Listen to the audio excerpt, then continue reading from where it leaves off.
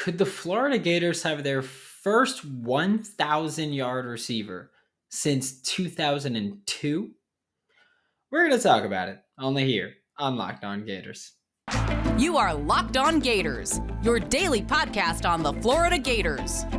Part of the Locked On Podcast Network, your team every day.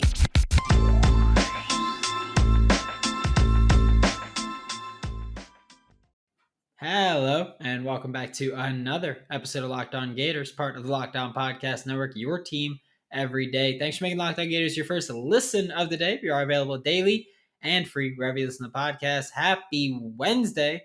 I'm Brandon Olson. You can find me on Twitter at WNS_Brandon. Find my written work with Whole Nine Sports and GiantsCountryofSI.com. And once again, it's vacation time. So I'm on vacation this week and next week. But we got pre-recorded stuff every single day. Still daily releases Monday through Friday. We're still getting into it.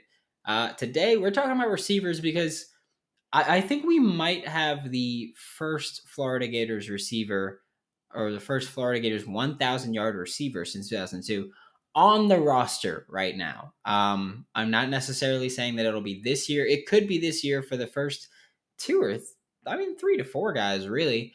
But also just for future reference and who else is on the roster, we're going to talk about that. But first up, Justin Shorter is the guy that we're talking about. I think Justin Shorter is someone that I've spoken about pretty incessantly, that he's going to be a big part of this offense, that he's probably going to be the better big play threat of the two primarily outside receivers on the roster. Of course, we've got Justin Shorter as the big-bodied X receiver. Xzavier Henderson is going to be more that Y receiver who we're hoping to see become that guy. But Justin Shorter should see the volume that I think no other receiver on this team could see, maybe. Primarily because he's going to be moving around the formation quite a bit. We talk about the X receiver, and usually when you talk about an X receiver, you're like, okay, like he's on one of the outsides, and he's going to just be these slower curls, none of the fun stuff. But when we're talking about Justin Shorter, we're talking about not the stereotypical X receiver. He's a little more athletic than other X receivers. He's a big threat. He's got a massive catch radius, and he's likely going to challenge vertically a bit. I realize I say challenge vertically more than probably anybody. I say challenge vertically more than probably most of the world has combined, but whatever. But Justin Shorter is going to stretch the field. He's going to be a target deep downfield. So that's one way in which he's going to pick up chunk yardage. And he's probably going to win those 50-50 balls more often than not. He also showed a little bit of an ability to be a yards after catch guy. Obviously, he's not going to take a slant 99 yards, but he showed that he could be someone who's going to pick up some extra yardage after the catch last season. And he really started heating up. And he had a great year last year, despite not really playing for the first half. Yet another mistake by that coaching staff from last season to not get him on the field enough and to not get the proper player on the field enough. But seeing a big-bodied receiver that could see the volume in Justin Shorter, and then there's also Xzavier Henderson, who, again, like we've been hyping him up for a few years now. We're hoping to see him become that guy, but it's yet to be seen. He could be the next big Gators receiver. And again, by the way, Florida, like, it's not like we were like, oh, if we get a 600-yard receiver, we're happy. Like, Florida almost had a 1,000-yard receiver in Kadarius Toney in his final season. But with Xzavier Henderson, I think we're more looking at, could he become the receiver that we've been hyping him up to be for years, or is he just not that guy, pal? One thing also when you're talking about this Florida Gators offense is scheme-wise, like, they want to run the ball. So it's going to be a little bit more difficult to get a 1,000-yard receiver. And also in college, it's just less common to have 1,000-yard receivers than in the NFL, because in college, you get 12 games, maybe 2 more playoff games, but you get 12 games. It's not like the NFL where you get 16 now, 17. So that's obviously a big difference. But Anthony Richardson wants to push the ball downfield. That is an unequivocal, undeniable fact. like if you've seen Anthony Richardson play football, you know he wants to stretch the field and he's going to throw the ball deep. So I think that's one way where it's like, yeah, Justin Shorter could be an 11-yard per catch guy, but he's going to have that 50, 60-yard bomb here and there, maybe a couple in the season.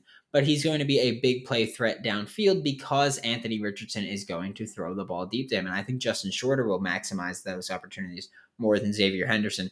Not just because I think Justin Shorter will get more of those opportunities, but I think that I think Justin Shorter will just be better in that contested catch situation. So I think he's going to be a better threat deep downfield for that. And then we're about to take a look at some of the speedier guys. But first, a quick word from our sponsors.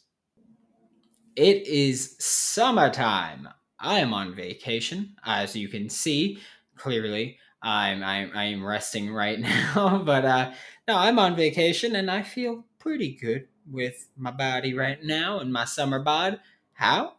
I eat Built Bar every day. That is my snack because I have a sweet tooth, and if I don't have Built Bar, I will have chocolate or something else. And luckily, Built Bar is coated in 100% chocolate. Most bars have 130 calories, just 4 net carbs, along with 17 grams of protein. You could eat Built Bar and not feel bad. They have delicious, like mud pie isn't even slap your mama good. Mud pie is punch everyone you've ever met in the face good. Like it's that good. Whether you're talking about the bar or the puff, it's the best one in my eyes. Easily. Just so good. Built Bar is always coming out with new limited time flavors too, so that you'll never get bored. Use promo code LOCKED15 to get 15% off of your next order. That is locked LOCKED 15 to get 15% off of your next order with Built or BuiltBar.com. Thanks again for making Locked On Gators your first listen of the day. We are available daily and free wherever you listen to podcasts. Now we're talking about Trent Whittemore and Ricky Pearsall, the speedier guys. I think when you look at Trent Whittemore, you're looking at someone who I think that we're projecting a lot of talent from him or a lot of success from him, and I think that's fair to do, especially because he's likely going to be the primary slot receiver. I know that we just talked about Justin Shorter being a power slot every now and then, but Trent Whittemore will likely see the most snaps out of the slot receiver spot if he's healthy. And again, this is just if they're on roster. It's not just can they do it this year. Justin Shorter and Xzavier Henderson more likely to do it this year than any other year. But next year, we're looking at Trent Whittemore. We're going, well, he's a primary slot guy. He's going to be an underneath threat more likely than not. We've seen him find success as a wide receiver screen guy, which we could see from him this year as well. We probably will because Billy Napier does like to implement screens into the passing attack. So we'll probably see some wide receiver screens from Trent Whittemore and let him kind of just run after the catch. And that's another thing of him being a yards after the catch guy, where Trent Whittemore, he's not the fastest, he's not the shiftiest, but for some reason, he's found solid success just gaining yards, whether it's just breaking an arm tackle, just finding the open spot and getting there. And so Trent Whittemore, I think, will find that spot. And I mean, Anthony Richardson and him seem to have a great chemistry off field. So maybe this is the guy that Anthony Richardson finds often as his safety blanket. And Trent Whittemore just gets the touches and the opportunity to create yards after the catch. But I think that there is a more likely option when we talk about the speed receivers, and it's Ricky Pearsall. Mainly, and this could just be me going, I like Ricky Pearsall's game. I like what he did with an Arizona State team that was, for lack of a better term, bad. And I like what he did with an Arizona State offense that is, for lack of a better term, bad. And so I think that Ricky Pearsall is someone who he's going to step into. Again, he's probably going to play primarily the slot. He's going to play out wide. He's someone who has proven he's capable of playing as a slot receiver, as an X, as a Y, and moving around the formation and getting involved in multiple ways. I think he is going to be a big time target on wide receiver screens because, again, we had Jakubian Frasers did it a bit last year. Rick Wells did it a bit last year. Jacob Copeland did it a bit last year. And Jakubian Frasers is still here, but Rick Wells is gone. Jacob Copeland is gone. And Ricky Pearsall could and again, I get it, different offense, different coach, yes, but wide receiver screens are still wide receiver screens. And Ricky Pearsall could be the guy where we've talked about him so much as he is a running back after the catch. And so just get the ball to him underneath, whether it's in the screen, whether it's a drag, a slant, whatever it might be. Get the ball to him and let him create plays. And I also just love the confidence that Ricky Pearsall has of just like June 15th, there was a Gator Collective Spaces. Ricky Pearsall was a part of it. And someone asked him, what's your favorite route to run? And Ricky Pearsall said, all of them. That was his answer. He said all of them. I'm very good. I can get open on any route. I can run the entire route tree. That is confidence that like you typically don't see at the college level, but you wish you did. And so that's what I love from Ricky Pearsall as well. But also just like I said, he's proven at Arizona State that he can be a big time contributor. He could be a big play threat, and he could absolutely at certain points take over games. And so we could see him be a shot. Like I don't think Trent Whittemore will really be a 1,000-yard receiver this year. Maybe next year. But I think Ricky Pearsall has a decent chance to do it this year, primarily because he's going to be the guy stretching the field a lot. He will be the field stretcher at times. He is the yards after catch demon, if you want to call him that, whatever you want to call him. He could be that guy. So, I mean, I think when you look at Ricky Pearsall, he could do that. He's proven that he can be relied upon in multiple ways. And it can't be overlooked that he is going to probably be the screen guy. So you go, yeah, screens or whatever. You're catching the ball behind the line of scrimmage. Florida's receivers, like on roster, we've seen they can block on screens. Justin Shorter, Xzavier Henderson, Trent Whittemore. We've seen they could block on screens. We've seen they can get out there and challenge these DBs and kind of take over the DBs a little bit. So Ricky Pearsall could break off these big plays. Ricky Pearsall could be coming on crossing routes. He could be the just straight up run straight guy. He could just go run a 9 route. And so Ricky Pearsall, I think, is one of those guys where I think he's going to be a legitimate threat to be a 1,000-yard receiver, probably sooner rather than later. And I don't want to seem out of my mind when I'm saying that, but I think it's a legitimate possibility that we should be discussing probably. And if it's not this year, then next year when he will be a top 2 receiver on the team in terms of the depth chart, we could be talking about another guy, especially if Anthony Richardson's back again, and Anthony Richardson loves throwing the deep ball. Speedy guy that's going to be running deep routes, probably going to take advantage of that and probably going to reap the benefits of that. But we're about to talk about some others, maybe some dark horses, if you want to call them that, to be the next 1,000-yard receiver. But first, a quick word from our sponsors again. Now, thanks for making Locked On Gators your first listen of the day. To wrap up today's show, it's been a day. I'm recording these things back to back to back, so it's been a day. So excuse the zaniness, but we're looking at other receiving targets that could become 1,000-yard receivers, could be on the roster. And again, none of these guys are people that I think are going to do it this year, but maybe next year, the year after, they've got eligibility. First up that we're talking about is Jakubian Frasers. We saw him last year make the absolute most of his very limited opportunities. Unfortunately for him, though, it's like I feel like a lot of those opportunities were on screens. And that's great to pick up the yards after catch, but we haven't really seen him work as a legitimate receiver that's running an extended route tree. Like I just talked about Ricky Pearsall, where he said, I can run any route. We haven't seen that with Jakubian Frasers. At least Ricky said it and we saw it. Not that Jakubian said that he did it, but you get the point. But also, you look at the spring game this past spring, and the second team offense was consistently bad. They were. That's just what it was. And Jack Miller III struggled to move the ball downfield. However, there was one receiver on that team that Jack Miller III could get the ball to consistently and find success, and it was Jakubian Frasers. And it was against Jalen Kimber, someone who could be a starting corner on this team. And so it was Jakubian Frasers against Jalen Kimber, and Jakubian Frasers pretty consistently won that battle. Whether the ball was misplaced or whatever happened, irrelevant for me. Jakubian Frasers won the battle more often than not. And maybe the spring game is little bit of foreshadowing for what we could see from Jakubian Frasers and what we could see from this Gators offense of pushing the ball down the sidelines specifically, not just working over the middle of the field, but down the sidelines, which we didn't see a ton of last season. So Jakubian Frasers could be that guy. There's another player that Florida fans love. I love him too.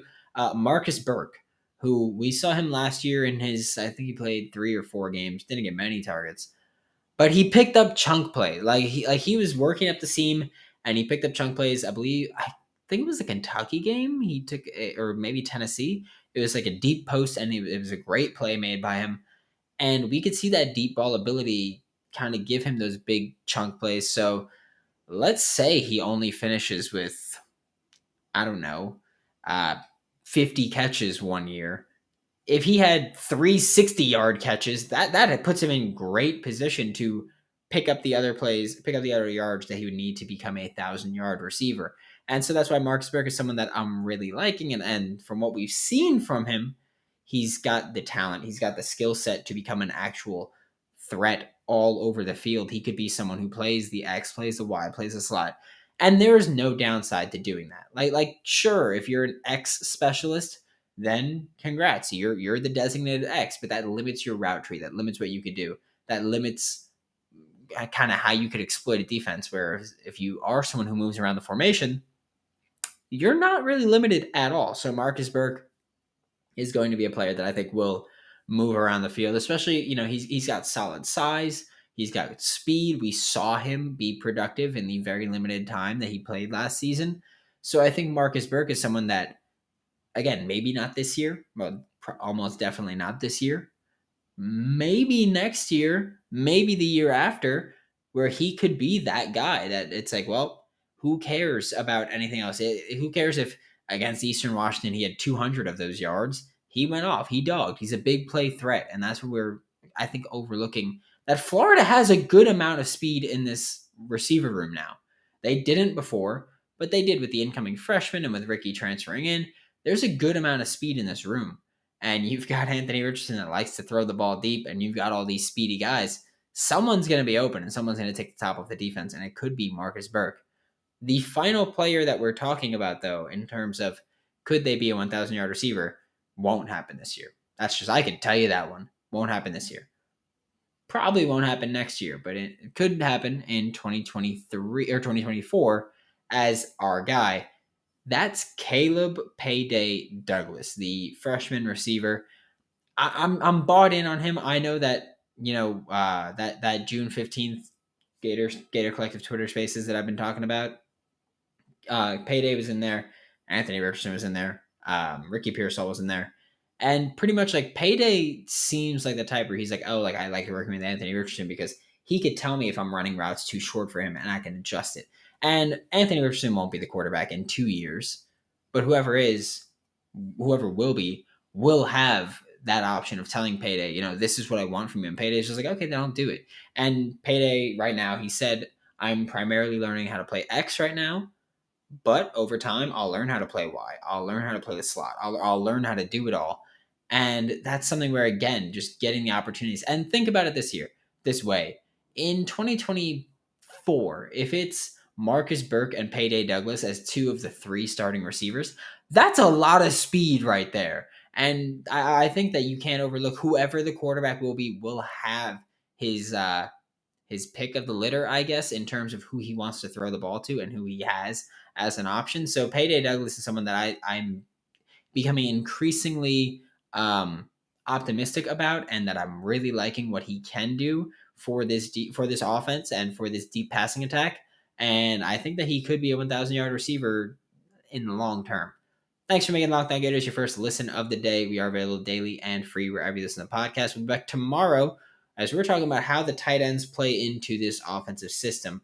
Now make your second listen the Locked On NBA Big Board podcast. Rafael Barlow, Richard Stamen, Sam Ferris, and Leif Thulin give fans an in-depth look into the biggest prospects, the latest player rankings, and of course, big boards. For Locked On Gators, I'm Brandon Olson. Don't forget to follow me on Twitter at WNS_Brandon. You can find all my written work with Whole Nine Sports. That is WHOLENINE Sports and GiantsCountryofSI.com. And I will see you all tomorrow.